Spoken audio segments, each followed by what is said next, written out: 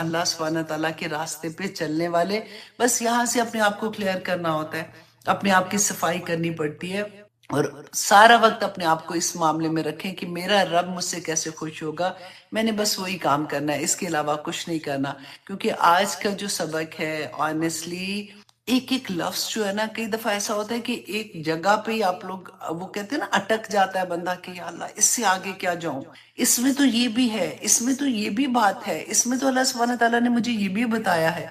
बिल्कुल ऐसे एक एक लफ्ज को खोलने को दिल चाहता है कि किसी तरह से हमें इस बात की समझ आ जाए, क्योंकि जब अमल में ढलेगा तो तभी फायदा ना। अदरवाइज तो कुरान इल्म के लिए लेना क्या मुश्किल है, वो तो लेके हम बहस भी कर सकते हैं, बता भी सकते हैं। तो अल्लाह से दुआ करें कि या पाक परवरदिगार मेरे अमल में ढाल दे, आमीन सुम्मा आमीन। ये तो बहुत प्यारी हदीस थी, उसको याद कर लीजिए, बल्कि अपने घर पे लगा दें ताकि आपको बार बार याद आए कि आपका मुकाम क्या है। अल्लाह सुब्हान तआला इंशाल्लाह इंशाल्लाह मुझे और आपको पुकारेंगे क़यामत के दिन और क्या कहेंगे, या अय्युहल्लज़ीना आमनू। और इसी से हमारी आज की आयत भी शुरू हो रही है, सूरत तौबा आयत नंबर इंशाल्लाह 38 आज हम करेंगे और हम देखेंगे कि इसमें अल्लाह सुब्हान तआला ने हमारे लिए क्या अहकामात रखे हैं। आऊज़ु बिल्लाहि मिनश शैतानिर रजीम। या अय्युहल्लज़ीना आमनू, ए लोगो जो ईमान लाए हो। मैं हमेशा आपको ये कहती हूँ ना कि नीचे जहां पे भी या अय्युहल्लज़ीना आमनू का लफ्ज़ आता है, नीचे आप अपना छोटा सा नाम लिख दिया करें, क्योंकि जब भी आप मुसहफ खोलेंगे ना अपना पढ़ने के लिए तो आपको बड़ी मोहब्बत होगी। आपको लगेगा कि जैसे आपको याद आ जाएगा कि ये आयत में मैंने ये पढ़ा था, इस वक्त मैंने ये बात हो रही थी, जैसे हम छोटे छोटे अपने कमेंट्स लिखते हैं ना, तो या अय्युहल्लज़ीना आमनू के नीचे इतनी मोहब्बत आती है कि मेरा रब मुझे पुकार है। लेकिन इसके साथ पता है डर क्या लगता है कि अल्लाह सुब्हान तआला ने यहाँ पे ये नहीं कहा या अय्युहल्लज़ीना अस्लमू, ए लोगो जो इस्लाम लाए हो। अल्लाह सुब्हान तआला ने क्या पुकारा है, गौर करे, या अय्युहल्लज़ीना आमनू। अब देखें पूरे कुरान में अल्लाह सुब्हान तआला ने जो जन्नत के वादे किए हैं, इतने प्यारे प्यारे वादे किए हैं ना कि आखिरत में तुम्हें ये इनाम मिलेंगे, वो सारे मोमिनों के लिए वादे किए हुए। अल्लाह सुब्हान तआला ने सूरत बय्यना में क्या फरमाया, इन्नल्लज़ीना आमनू व आमिलुस्सॉलिहात। आमनू के साथ आमिलुस्सॉलिहात जो है वो लाजिम और मलजूम की तरह है। तो अल्लाह सुब्हान तआला ने वहां पे क्या कहा है, इन्नल्लज़ीना आमनू व आमिलुस्सॉलिहात उलाइका खैर, उलाइका यही वो लोग हैं, हम खैरुल बरिया, कि यही वो लोग हैं जो बेहतरीन खलाइक में से हैं। अल्हम्दुलिल्लाह सुम्मा अल्हम्दुलिल्लाह।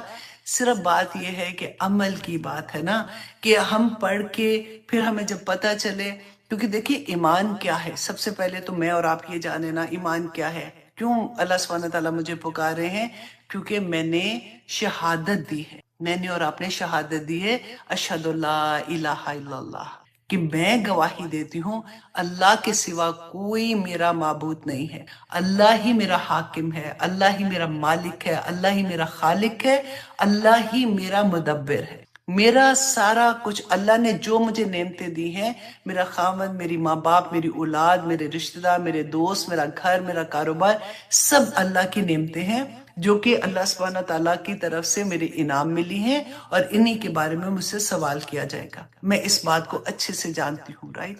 इसीलिए तो हम बात करेंगे ना कि मैं गवाही देती हूँ। देखिए शहादत देना ना, जो हम जान ही, जिसको हम कहते हैं कि वो शहीद हो गया, वो तो जान का नजराना, वो तो हाईएस्ट लेवल ऑफ शहादा है, कि जिसमें बंदे का ईमान इस लेवल का हो कि मेरे रब ने मुझे जो कुछ कहा है, मैं उसके दीन की इशाअत के लिए, मैं उसके दीन की खातिर अपनी जान का भी नजराना दे सकता हूँ। और वो वही बात होती है कि जान दी उसी की थी। हक तो ये है कि हक अदा ना हुआ, कि उसके बावजूद भी बंदा ये सोचता है कि जान तो अल्लाह की थी ना, वो ले उसके रास्ते में लगा दी, वो तो हक भी नहीं मैंने अदा किया उसका, जो जितना उसने कुछ मुझे नवाजा हुआ था, और आखिरत में नवाजेगा अल्हम्दुलिल्लाह।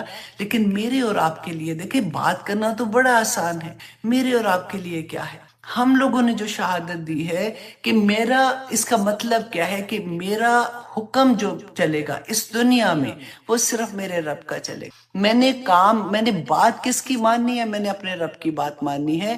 جو میرے رب کو نہیں کیا پتا کہ میرے لیے کیا بہتر ہے، میرے رب کو نہیں پتا کہ میرے لیے آسانیاں کیا ہے، میرے رب کو نہیں پتا کہ مجھے کیا پسند ہے، اس کو پتا ہے۔ صرف اتنی سی بات ہے کہ اس کے حدود میں رہنے کی بات ہے۔ ہم ایک دفعہ اللہ کے راستے میں چلنے کے لیے نکلتے ہیں نا، تو آپ کو وہ بھی حدیث یاد ہے نا کہ اللہ سبحانہ تعالیٰ فرماتے ہیں کہ تم 1 قدم چلو گے میں 10 قدم آگے آؤں گا، تم چل کے آؤ گے میں دوڑ کے آؤں گا۔ اللہ اکبر۔ تو اللہ سبحانہ تعالیٰ تو انتظار میں ہوتے ہیں کہ میرا بندہ کس وقت میری طرف پلٹتا ہے۔ اللہ سبحانہ تعالیٰ سے دعا کریں کہ ہمیں یا ایھا الذین آمنو کی سمجھ آ جائے۔ جہاں جہاں قرآن میں ہم یہ پڑھتے ہیں کہ اللہ سبحانہ تعالیٰ مجھے اور آپ کو پکارے ہیں، تو ساتھ اللہ سبحانہ تعالیٰ وَعَامِلُوا الصَّالِحَاتِ کی بات کرتے ہیں، اور پھر سورۃ بینہ میں جو لوگ عامل الصالحات بھی کرتے ہیں نا، پھر اس کے لیے اجر آپ دیکھیں۔ سبحان اللہ، اتنی پیاری آیا لگتی ہے کہ اللہ سبحانہ تعالیٰ فرماتے ہیں جزاؤہم عند ربہم جنات عدن تجری من تحتها الانہار خالدین فیہا ابد، کہ اللہ کی طرف سے جزا وہ ہوگی کہ وہ اس کے وہ جنت عدن جنت وہ ہے، جیسے آدم علیہ السلام کو اللہ سبحانہ تعالیٰ نے اپنے ہاتھ سے بنایا نا، اسی طرح سے اللہ سبحانہ تعالیٰ نے جنت جو عدن ہے نا وہ بھی اپنے ہاتھ سے بنائی ہے۔ اور وہی جنت اللہ سبحانہ تعالیٰ فرماتے ہیں کہ وہ عامل الصالحات والوں کے لیے کہ جنات تجری من تحتها الانہار خالدین فیہا ابدا۔ اگر اللہ سبحانہ تعالیٰ اتنا بھی کہہ دیتے نا خالدین فیہا کہ وہ ہمیشہ اس میں رہیں گے، تب بھی بات تو پوری ہو جاتی تھی نا، لیکن اللہ سبحانہ تعالیٰ نے ابدا کہ ہمیشہ ہمیشہ ہمیشہ وہ اس کے اندر رہیں گے۔ رضی اللہ عنہم ورضوا عنہ، کہ اللہ ان سے راضی اور وہ اللہ سے راضی ہو۔ بات ہے نا کرنے، یہ پتہ ہے ایسی چیزیں پڑھتے ہیں نا جب کہ ذالک لمن خشی رب، یہ کن لوگوں کے لیے؟ جو اللہ سے خشیت رکھتے ہیں، جو اللہ سے ڈرتے ہیں، جو اللہ کا تقوی رکھتے ہیں، ان کے لیے یہ انعامات ہیں سارے کے سارے۔ اللہ سبحانہ تعالیٰ سے ساتھ ساتھ دعا کریں، کیا کریں کہ یا پاک پروردگار مجھے ایسا بنا دے جیسا تو چاہتا ہے، یا پاک پروردگار جیسا تو نے فرمایا ہے قرآن میں۔ دیکھیے ہم ایک ایک لفظ پڑھ رہے ہوتے ہیں نا، تو قرآن میرے اور آپ کے لیے نازل ہوا ہے نا۔ اللہ سبحانہ تعالیٰ نے یہ مشینری جو بنائی ہے، اللہ کو بہترین پتا ہے کہ ہم لوگ کس طرح سے کام کر سکتے ہیں، اور ہماری وسعت کے مطابق ہی ہمیں اللہ سبحانہ تعالیٰ نے احکامات دیے ہیں۔ ایسا نہیں ہے کیونکہ انسانوں پہ اترا ہے، کوئی فرشتوں کے کرنے والے کام تو نہیں تھے کہ اللہ سبحانہ تعالیٰ نے اس میں بیان کر۔ تو اللہ سے کیونکہ صرف ایک دفعہ یہ ہے کہ اپنا ارادہ بنا لیتے ہیں نا، پھر آسانی ہو جائے، پھر اللہ سبحانہ تعالیٰ ہم سب کے لیے آسان کر دیتا ہے۔ اور اب آنیسٹلی میرا اتنا گھنٹوں بیٹھ کے میں یا ایھا الذین آمنو کو دیکھا کہ یا پاک پروردگار اتنا بڑا، وہ کہتے ہیں نا کسی کو پکارنے کے لیے لقب، کسی کا نام پکارنے کے لیے اتنا بڑا نام، اور وہ بھی کس لیے کہ میں نے شہادت دی ہے کہ میں اللہ الہ الا اللہ، کہ اللہ کے سوا کوئی معبود نہیں۔ ہم کس کو، اللہ سبحانہ تعالیٰ نے قرآن پاک میں بھی بتا دیا نا کہ یہ تو ابھی اپنے نفس کو اپنا خدا بنائے بیٹھے ہوتا ہے نا، ایسے کہ ہماری خواہشات، ہمارے نفس نے ہمیں پاگل بنا دیا ہوتا ہے کہ ہم پھر بہانے تلاش کرتے ہیں۔ بیسیکلی ایسا نہیں ہے کہ ہم اس راستے پہ، دیکھیں بہت سے لوگ ہیں الحمدللہ کوشش کر رہے ہیں اس راستے پہ چلنے کی، لیکن دنیا نہیں چھوڑتی، نفس نہیں چھوڑتا۔ سارا جہاد جو ہے نا وہ اس کے نفس کے ساتھ آ جاتا ہے کہ کیسے میں ایک ایک چیز کو اپنے اندر سے نکالوں۔ میں پھر بار بار یہ کہتی ہوں کہ دیکھیں نیکی کرنا کوئی مشکل کام نہیں ہے، خدا کی قسم بڑی آسانی کے ساتھ ہم جب کوشش آ جاتے ہیں نا، جس سے قرآن کھل جاتا ہے، ہمیں سمجھ آتی ہے، نماز پڑھنا بہت آسان ہو جاتا ہے کہ چلو جی الحمدللہ میں نمازی ہو گئی ہوں، 5 وقت کی نمازیں بھی پڑھنا شروع کر دی، اور روزے تو رکھ ہی لیتے ہیں، پھر اس کے بعد نیکی کا کام کسی کی ہیلپ کرنا یہ وہ بھی کر لیتے ہیں، لیکن اپنے اندر سے برائیوں کو نکالنا، اس کو کوئی پوائنٹ کر دے، اب چلو ویسے تو کسی کی ہمت نہیں ہوتی چلو نہ بھی کرے، آپ کو خود تو پتا ہے نا کہ اللہ سبحانہ تعالیٰ نے کن چیزوں کو منع کی، پھر وہاں پہ آ کے ہم کہتے ہیں چلو اتنا کچھ تو کریں، اب یہ چھوٹی سی بات ہے، یہ دیکھو نا سارے وہ بھی کر رہے ہیں، وہ تو فلاں جو ہے وہ بھی اتنی نیک ہے، وہ بھی تو ایسے کر رہی ہے، فلاں تو اتنا میرے سے تو کب سے پہلے سے حجاب لیا ہوا ہے، وہ بھی تو ایسے کر رہی ہے، تو چلو۔ میں آلویز یہ کہتی ہوں دیکھیں اسلام جو ہے نا، اللہ سبحانہ اب کوئی نبی نہیں آئے گا، رائٹ؟ اب تو ہمارے پاس حاضر امام ہمارا قرآن ہے. ہم کسی کو دیکھ کے یہ نہ سوچیں کہ یہ اگر غلط کر رہا ہے تو فار ایگزامپل ہم مسجد میں جاتے ہیں، وہاں تو لڑائی اتنی ہوتی ہے، امام تو سارا وقت اس کو بات کر رہے تو اس کو کہہ رہے ہیں کہ یہ غلط ہے وہ غلط ہے، مجھے نہیں جانا مسجد میں. لوگ غلط ہیں، دین غلط نہیں ہے، اللہ کا پیغام غلط نہیں ہے. ہمیں یہ بتانا ہے. آپ دیکھیں کہ ہم کیا آثار چھوڑ کے جائیں گے. قبر کی زندگی، قیامت کی زندگی، آخر میں تو جنت حساب کتاب ہوگا تو جنت و دوزخ ملے گی نا.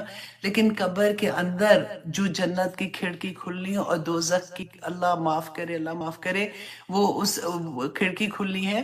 تو وہاں پہ جو عمل ہمارے جانے ہیں وہ کون سے ہیں؟ وہ جو ہم صدقہ جاریہ چھوڑ، جو نیک اولاد چھوڑ کے جائیں گے، جو ہمارے تو عمل بند ہو جائیں گے بالکل بھی نا، کچھ ہمارے ساتھ نہیں جانے والا نا.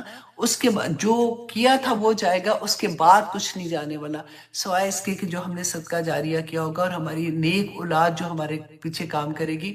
آنکھیں تھوڑی دیر رات کو بند کر کے سوچے گا کہ کیا میری اولاد کا عمل ایسا ہے کہ میرے لیے وہ صدقہ جاریہ بنے گا، یا پھر انہی کا عمل میرے آگے آئے گا کہ اللہ سبحانہ تعالیٰ نے تو پوچھنا ہے. یہ اللہ کی نعمتیں تھی کہ میں نے ان کو اس قابل بنایا کہ وہ اللہ سبحانہ وہ شہادت دینے والے بنے. کہ میں شہادت دیتا ہوں کہ اللہ کے سوا کوئی معبود نہیں. میں شہادت دیتا ہوں کہ اللہ نے مجھ پہ جو ذمہ داری ڈالی تھی اپنے دین کو بلند کرنے کی، ہم نے پڑھا نا رسول اللہ صلی اللہ علیہ وسلم کا اللہ سبحانہ تعالیٰ نے کیوں بھیجا تھا، اور اس کے بعد امت کے ہر بندے کا فرض ہے کہ اللہ کے دین کے بلندی کے لیے کوشش کرنا، اللہ کے دین کی حفاظت کے لیے کوشش کرنا. تو کیا کریں گے میرے بعد؟ کیا میں کر رہی ہوں؟ کیا میرے بعد وہ کریں گے؟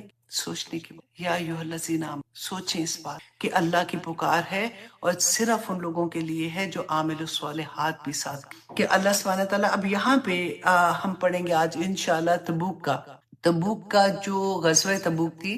اب آگے پورا کیونکہ منافقین کے بارے میں ہم پڑھیں گے، بہت بہت بہت پیاری آیات آ رہی ہیں، ساری آیات ہی پیاری ہیں، لیکن اس میں اتنا بڑے سبق آپ لوگوں کو ملیں گے کہ یہ غزوہ جو تھا نا، غزوہ تبوک، یہ رسول اللہ صلی اللہ علیہ وسلم کی زندگی کا آخری غزوہ تھا، اور یہ 9 ہجری میں ہوا تھا. اب دیکھیں جتنی بھی جنگیں ہوئی ہیں نا، اب آپ نے سٹوری کی طرح اس کو اپنے ذہن میں بھی رکھتے ہیں. یہ 8 سال میں ہوئی ہیں، کیونکہ اب بدر سب سے پہلی تھی نا، تو بدر 2 ہجری میں ہوئی تھی، اور آخری غزوہ تبوک ہے یہ 9 ہجری میں ہوا تھا. تو یہ 8 سال کا بیچ کا سارا وہ ٹائم تھا جس میں آپ سوچیں صحابہ کہ ہم نے کتنی جنگیں آلریڈی پڑھ چکے، اور آگے پڑھیں گے ہم کہ کیسے ان کی زندگیاں تھی. کیا ان کے بیوی بچے نہیں تھے؟ کیا ان کے کاروبار نہیں تھے؟ کیا ان کو وہ انسان نہیں تھے ہماری طرح کے؟ وہ انسان ہی تھے نا. لیکن کیوں ان کو رضی اللہ عنہم ورضوا عنہ کا ٹائٹل ملا تھا؟ کیونکہ انہوں نے اپنے آپ کو، ان کو پتہ چل گیا تھا کہ شہادت کا مطلب کیا ہے. ان کو یہ پتہ چل گیا تھا کہ اشہد لا الہ الا اللہ میں کیوں کہہ رہا ہوں، اور اگر میں نے کیا تو اس کا میننگ کیا ہے، اس کا مطلب کیا ہے، اور مجھے وہ حق کر کے جانا ہے.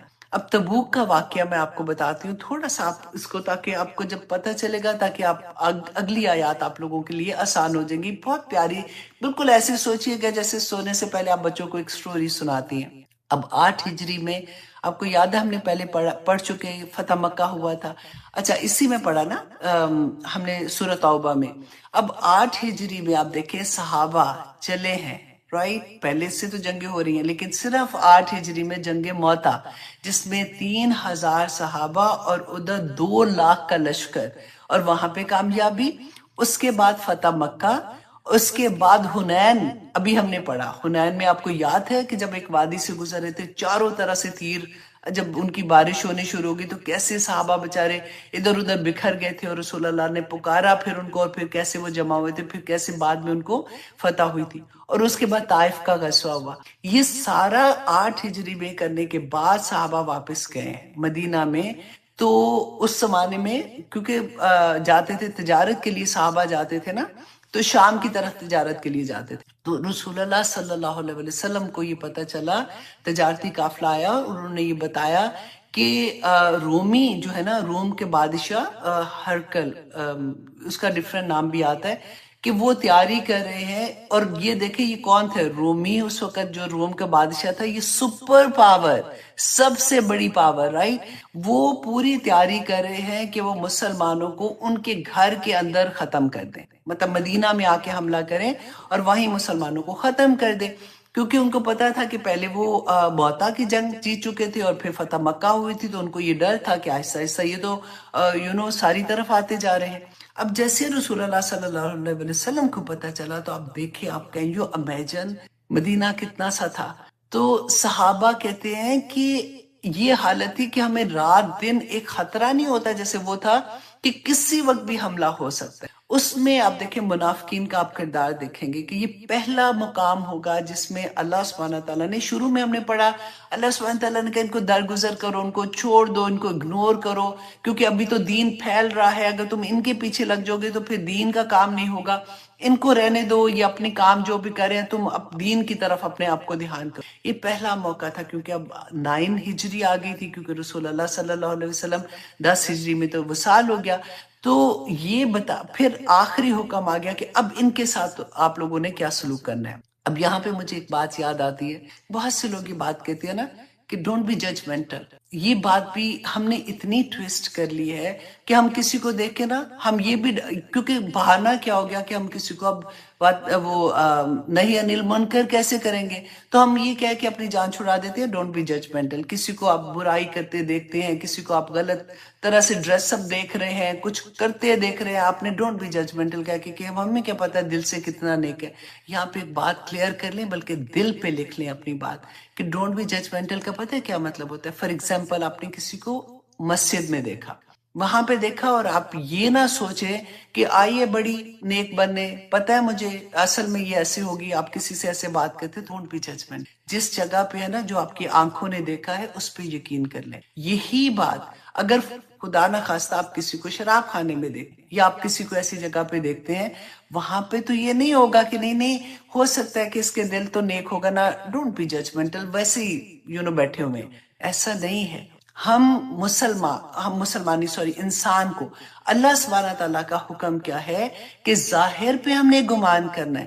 جتنی سزائیں ہیں، آپ کوئی بھی سزا دیکھیں، آپ جتنی بھی اسلام کے لحاظ سے دیکھتے ہیں یا دنیا کے لحاظ سے دیکھتے ہیں، وہ ظاہر پہ گمان ہے، دل پہ گمان کر کے کوئی سزا نہیں ہے۔ تو اس لیے اگر آپ کسی کو برائی کرتے دیکھتے ہیں تو خدا کے لیے اس کو برا کہیں، اس کو برا جانیں، اس کو اچھے طریقے سے سمجھانے کی کوشش کریں، اپنا پلو مت چھڑائیے کہہ کے کہ ڈونٹ بی ججمنٹل۔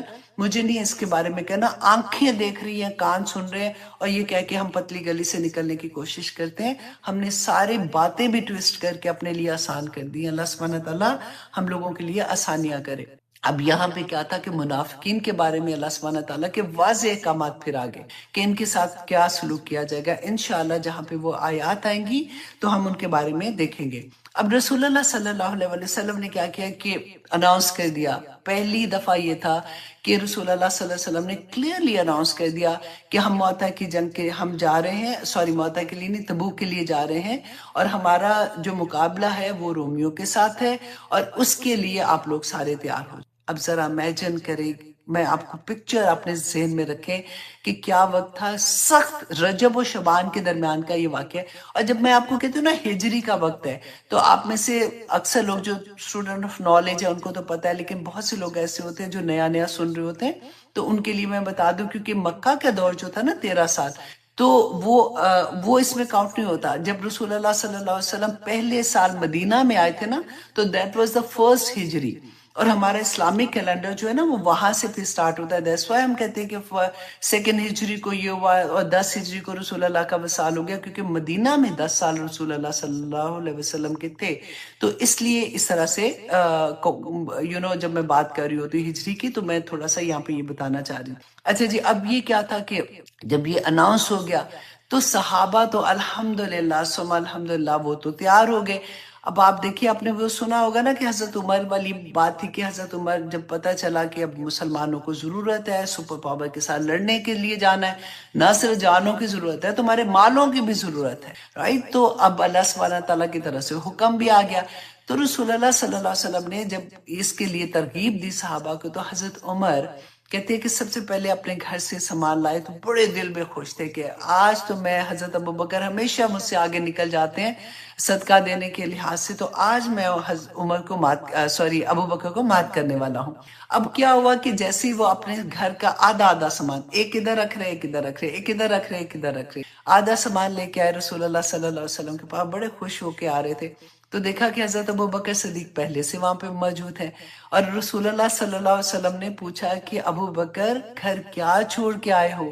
تو حضرت ابوبکر صدیق نے کہا کہ میں اللہ اور اس کا رسول چھوڑ کے آیا ہوں، کیونکہ وہ سارا گھر کا سامان اٹھا لائے۔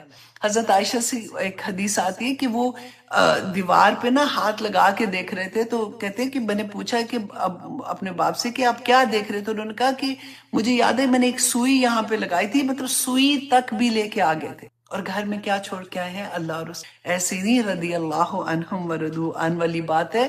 اور حضرت عمر کہتے ہیں کہ میں نے کہا ابوبکر آپ ہمیشہ مجھ سے سبقت لے جاتے ہیں۔ حضرت عثمان نے جب دیکھا، کیونکہ رسول اللہ صلی اللہ علیہ وسلم ممبر پہ بیٹھ کے لوگوں کو ترغیب دے رہے تھے کہ اللہ کی راہ میں خرچ کرو گے تو اتنا ہوگا، اللہ سبحانہ تعالیٰ ایسے اجر دیں گے، تو کہتے ہیں حضرت عثمان 3 مرتبہ کھڑے ہو، پہلی دفعہ کھڑے ہوئے انہوں نے کہا میں 100 اونٹ اللہ کی راہ میں دیتا ہوں، اور ساتھ ان کے کجاوا اور سامان کے ساتھ۔ پھر تھوڑی دیر کے بعد کھڑے ہوئے، پھر کہتے ہیں میں 200 اونٹ دیتا ہوں کجاوا کے ساتھ اور اس کے سامان کے ساتھ۔ پھر تھوڑی دیر کے بعد کھڑے ہوئے تو کہتے ہیں کہ میں 300 اونٹ دیتا ہوں، اور اس کے لیے 1000 انہوں نے دینار دیے۔ تو رسول اللہ صلی اللہ علیہ وسلم اتنے خوش ہوئے، انہوں نے کہا کہ عثمان آج کے بعد تم جو بھی عمل کرو گے نا تو اللہ تمہیں اس کا کوئی ضرر نہیں ہوگا۔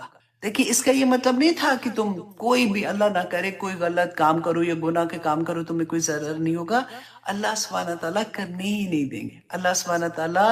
اور آنیسٹلی یہ بات میں نے پہلے بھی آپ کو بتائی ہے کہ ہمیں یہ لگتا ہے نا کہ یہ دنیا والی چیز جو بھی ہوتی ہے، کہ یہ کام جو ہم پہلے کر رہے تھے، فار ایگزامپل میں آپ کو ایگزامپل دیتی ہوں کہ مہندی پہ جانا مجھے بہت اچھا لگا کرتا تھا، تو اب میں لوگوں کو یہ کہتی ہوں کہ خدا کی قسم میں نے کوئی کوشش نہیں کی کہ میں نے کوئی میرا دل خراب ہو یا مجھے یہ لگے کہ ہائے میں نہیں جا سکتی ہوں۔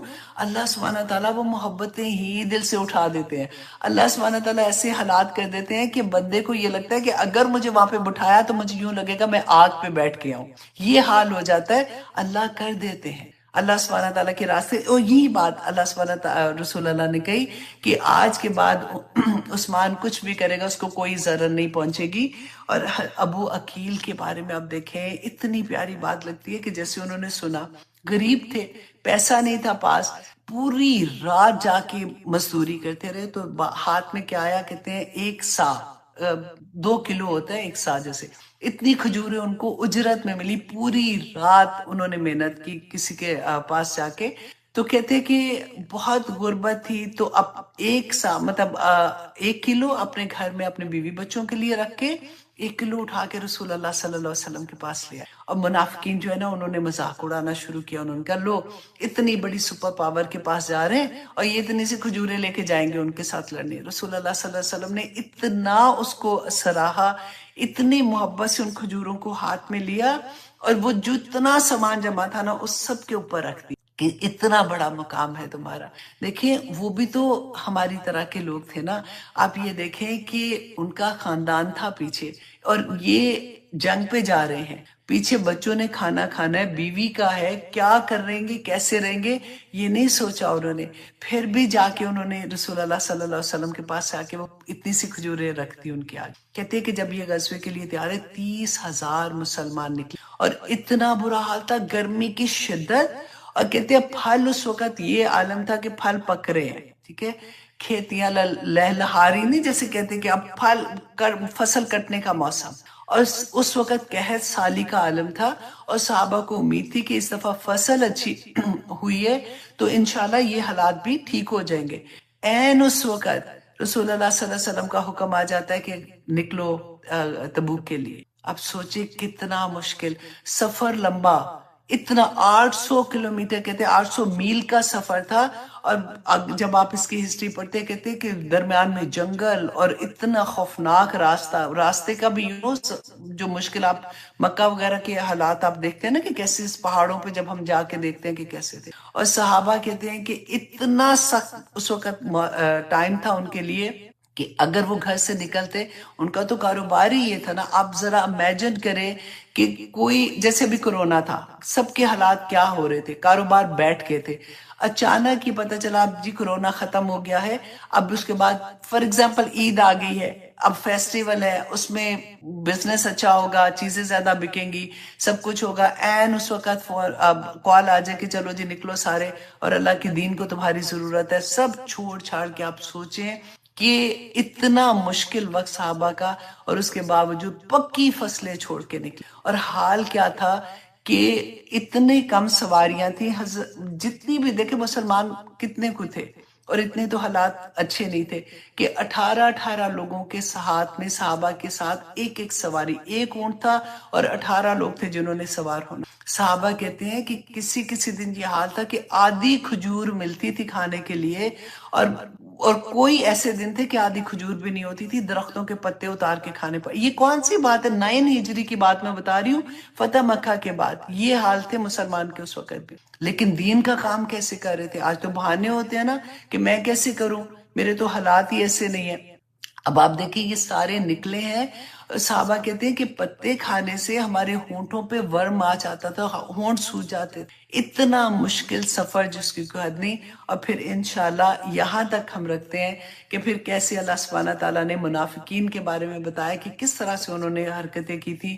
اور پھر وہ 3 صحابی جو تھے ایمان والے، لیکن وہ بہانہ تھوڑا سا ان سے ہو گئی غلطی کہ وہ پیچھے رہ گئے تھے، تو اس کی کیا وجہ تھی اور ان کی توبہ کیسے، یہ ہم دیکھیں گے انشاءاللہ. لیکن آج ہو سکتا ہے وہاں تک ہم نہ پہنچیں، لیکن جہاں تک بھی آج ہم سیکھیں گے تو اللہ سبحانہ تعالیٰ سے دعا کریں گے کہ یا پاک پروردگار ہمیں دین کی ایسے ہی سمجھ عطا کر جیسے صحابہ کو سمجھ. آمین ثم آمین. اعوذ باللہ من الشیطان الرجیم.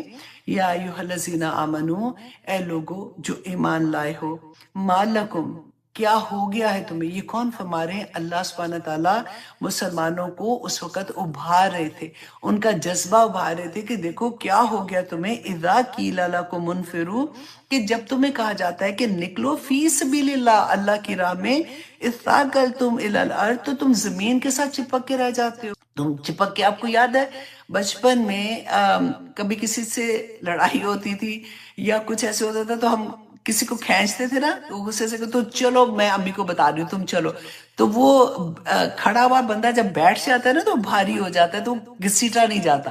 بالکل آپ سوچیے اللہ سبحانہ تعالیٰ نے وہی بات کی، اثاقلتم الی الارض، کہ تم چپک جاتے ہو زمین کے ساتھ. کہ کیا ہو گیا جب تمہیں حکم دیا جاتا